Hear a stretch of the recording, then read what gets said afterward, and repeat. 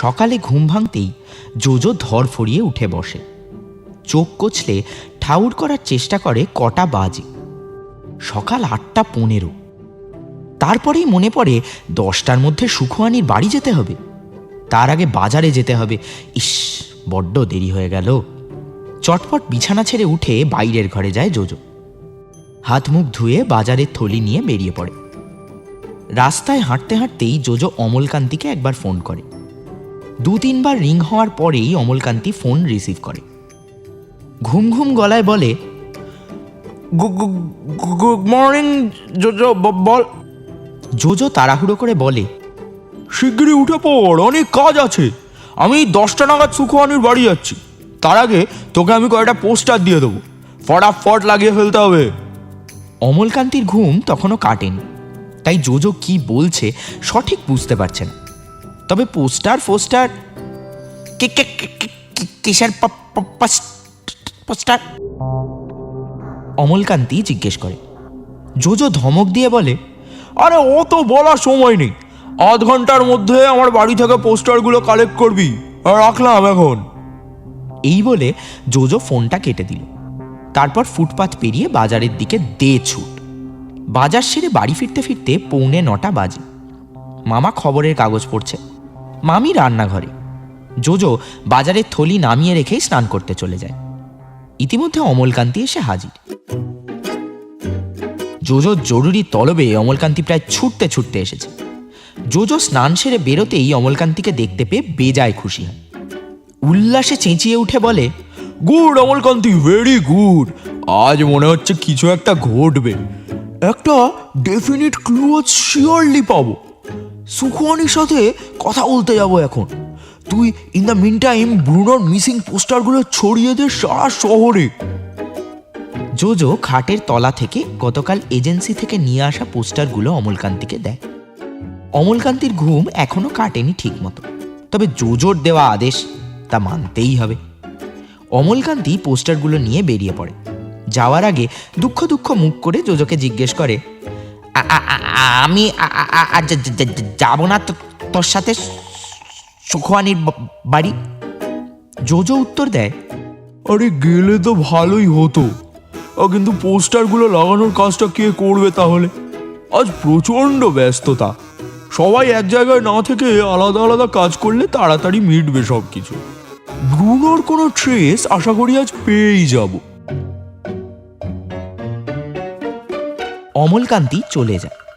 JoJo এক glass ছাতুর শরবত খেয়ে বেরিয়ে পড়ে বাড়ি থেকে।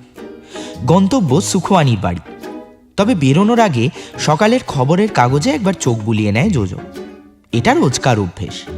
কাগজে 3য় পাতায় একদম ডান কোনায় ছোট্ট একটা কলম, হেডলাইনে লেখা, হিন্দুস্তান পার্ক থেকে 7 সকালে বাচ্চা উধাও।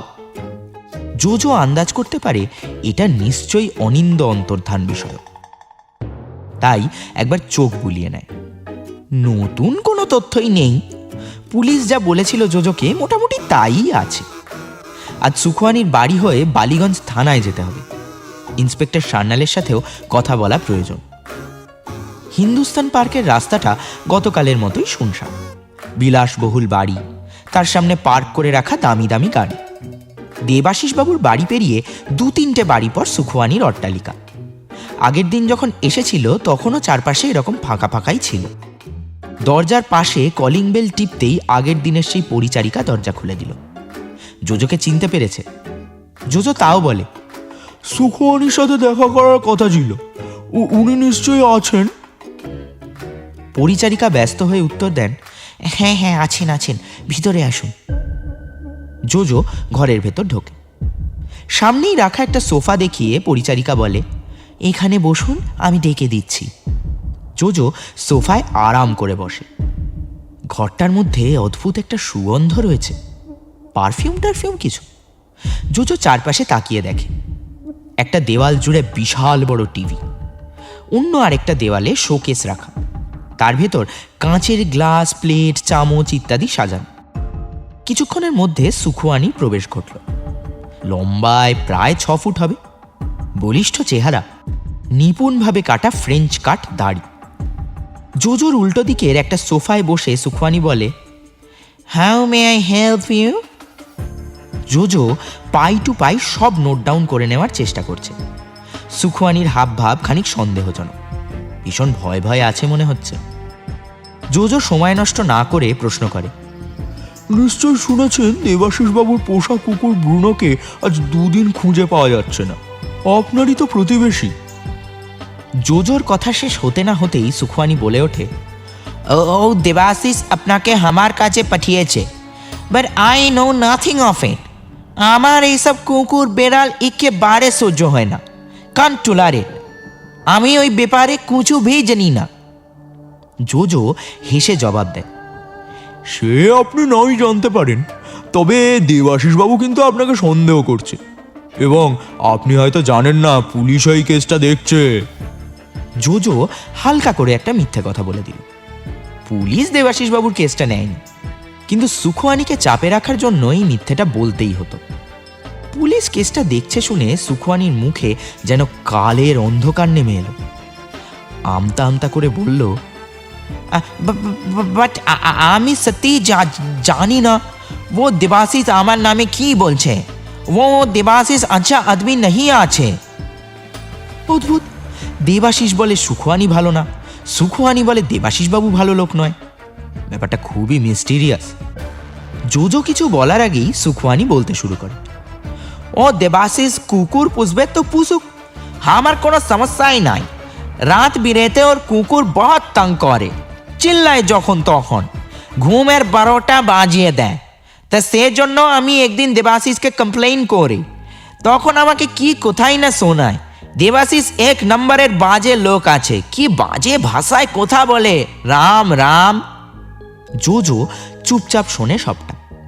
সুখওয়ানি আবার বলতে শুরু করে, ইয়েস ইট ইজ ট্রু যে ব্রুনোকে আমার একদম পছন্দ হতো না, but you tell me, is it wrong? সারা দিন কাজ কাম সেরে বাড়ি ফিরে কোথায় একটু রেস্ট নেব, শান্তিতে ঘুমোবো তা না, রাত দিন কুকুরের চিৎকারে ইয়ে কান ঝালা পালা হয়ে যাতা है।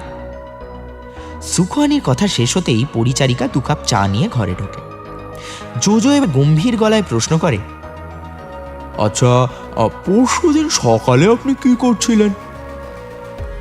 সুখওয়ানি চায়ের কাপটা তুলে উত্তর দেয়, দেখুন ডিটেকটিভ বাবু, আমি 7-এ নেই 5-এ নেই মানুষ, কারুর কিছুতে ইন্টারফেয়ার করি না।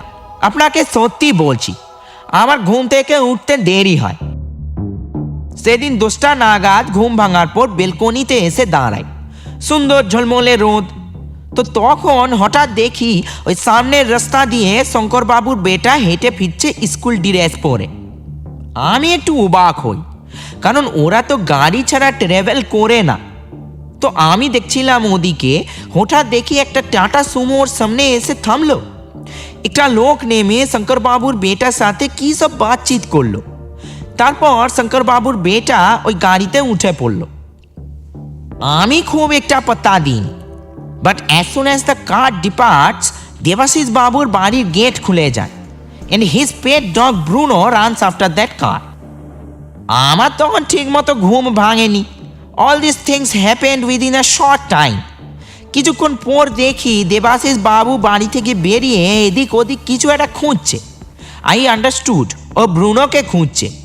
আমি জানতাম যে ব্রুনো ওই টাটা সুমোর পিছন পিছন দৌড় লাগিয়েছে, কিন্তু আমি কিছু বলিনি, বিকজ আই থট ব্রুনো গেছে বাঁচা গেছে, ওকে না খুঁজে পেলেই ভালো। তাহলে আর এই রাত দিন অতিষ্ঠ করা চিল চিৎকার শুনতে হইবে না, বুঝলেন কি না ডিটেকটিভ বাবু? জোজোর মাথাটা ঝিমঝিম করছে। গল্পে নতুন মোড়, টাটা সুমো, এবং তাকে ধাওয়া করছে ব্রুনো, এবং টাটা সুমোর ভেতর শঙ্কর বাবুর 5 বছরের ছেলে অনিন্দও ছিল। মাই গড, তাহলে তো দুটো কেস কানেক্টেড।